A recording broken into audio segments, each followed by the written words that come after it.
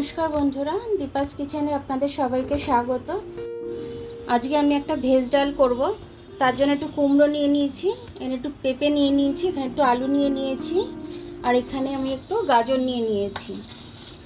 এইগুলোকে আমি দিয়ে, আর এখানে 200 গ্রাম মুগের ডাল নিয়ে নিয়েছি।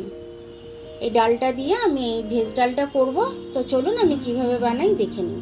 ডালটাকে এবার আমি একটু শুকনো কড়ায় ভেজে নেব, ভেজে নিয়ে তারপর ধুয়ে নেব। ডালটা আমার হালকা করে ভাজা হয়ে গেছে, আমি বেশি ডিপ করে ভাজবো না, এটা গাঢ় করে। দেখুন বন্ধুরা, ডালটা আমার এরকম হালকা ভেজে নিয়েছি আমি। এবার এটাকে আমি ধোবো, ধুয়ে আমি এটা প্রেসারে দেব, দিয়ে একটা হালকা সিটি মেরে নেবো। একটু তেজপাতা ছিঁড়ে দিয়ে দিলাম এটার মধ্যে ফোড়নে, 4টে মতো এলাচ ফাটিয়ে দিয়ে দিলাম, আর এখানে ডালচিনি 3 টুকরো দিয়ে দিলাম। এটা একটু ভেজে নেবো সুন্দর গন্ধ আসা অবধি, আর একটু জিরে দিয়ে দেবো ফোড়নে। এক এক করে আমি সবজিগুলো দিয়ে দিচ্ছি। প্রথমে গাজরটা দিয়ে দিলাম, তারপরে বাকি সবজিগুলোও দিয়ে দিলাম। এবার নুন দিয়ে আমি সব সবজিগুলো ভালো করে ভেজে নেবো। একটু হলুদ দিয়ে দিলাম।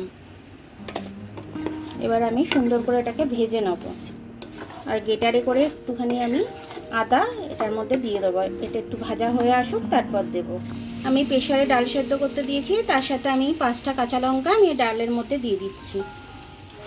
এবার আমি আদাটাকে একটু গ্রেট করে নেব, গ্রেট করা আদাটা দিয়ে দেবো। আদাটা গ্রেট করা হয়ে গেছে, এবার আমি এটা সবজির মধ্যে দিয়ে দিলাম।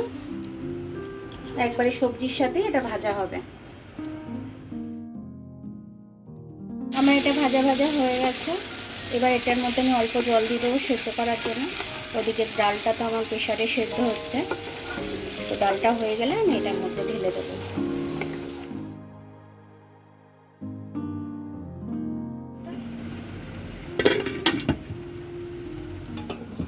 দেখুন আমার ডালটা সেদ্ধ হয়ে গেছে। আমি এবার এই ডালটা তরকারিটার মধ্যে ঢেলে দেবো। সবজিটার মধ্যে আমি ডালটা দিয়ে দিলাম আলাদা করে সেদ্ধ করে।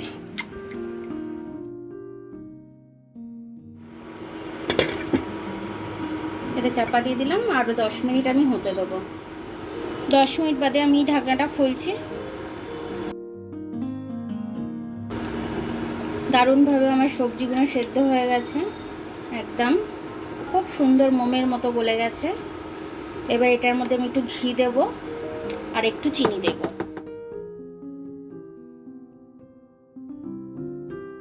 চিনি বেশি দিলে মিষ্টি মিষ্টি লাগে, তাই জন্য বেশি মিষ্টি দেব না, জাস্ট স্বাদ আসার মতো দিলাম। 1 চামচের একটু বেশি দিয়ে দিলাম বন্ধুরা ঘি।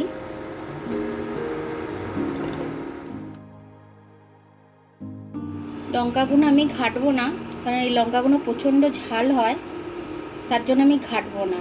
যার ঝাল খাওয়ার হবে সে একটু ঘেটে নেবে। নুন মিষ্টি চেক করে আমি এবার ডালটাকে নামিয়ে নেব।